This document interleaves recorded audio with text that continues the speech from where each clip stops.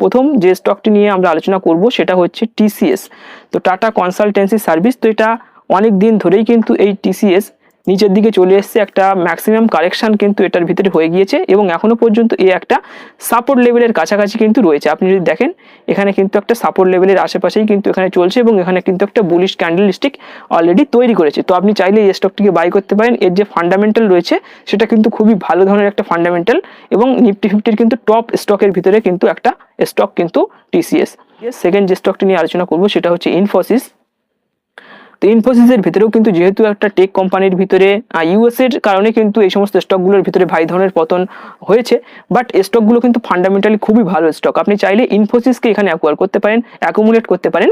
তো এখানে দেখুন ইনফোসিসও কিন্তু একটা ভালো ধরনের সাপোর্ট লেভেলে অলরেডি চলছে, ভালো একটা buying opportunity buy the dip stock. Next যে স্টকটি নিয়ে আলোচনা করবো সেটা হচ্ছে এশিয়ান পেইন্টস। দেখুন এশিয়ান পেইন্টস একটা খুবই ভালো স্টক, এরা পেইন্ট কোম্পানি। পেইন্ট কোম্পানির ভিতরে সব থেকে ভালো স্টক যদি মানে কোনো কিছু থেকে থাকে সেটা কিন্তু এশিয়ান পেইন্টস। তো এশিয়ান পেইন্টস এর ভিতরেও কিন্তু ভালো ধরনের এখানে ডাউনফল আমরা লক্ষ্য করেছি। এশিয়ান পেইন্টস এর ভিতরে কিন্তু এখানে আপনি দেখতে পাচ্ছেন যে ভালো ধরনের কিন্তু একটা গ্যাপ এটার ভিতরে রয়েছে। তো এখানেও যদি আপনি বাইং করেন সেক্ষেত্রে কিন্তু একটা ভালো ধরনের অপরচুনিটি রয়েছে। নেক্সট যে স্টকটি রয়েছে সেটা হচ্ছে বাজাজ অটো। এটা হচ্ছে মোটর সেক্টরের একটা স্টক। মানে যে গ্যাপটা রয়েছে সেটা যদি আপনি এখানে মেজার করেন সেখানে কিন্তু ভালো ধরনের একটা গ্যাপ এর ভিতরে রয়েছে, প্রায় 40%-এর কাছাকাছি কিন্তু এর ভিতরে গ্যাপ রয়েছে।